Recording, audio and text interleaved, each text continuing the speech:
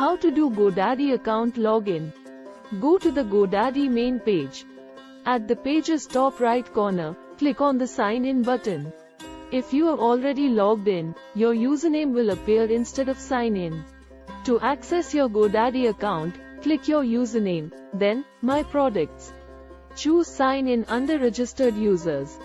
Input your username or customer number here.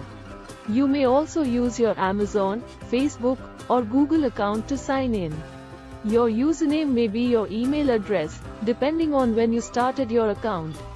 If you still can't sign in after entering your username, customer number, and email address, try recovering your username.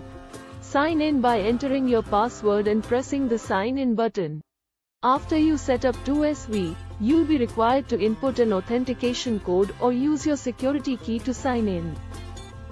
Thanks for watching. Subscribe our channel and activate bell icon for more updates.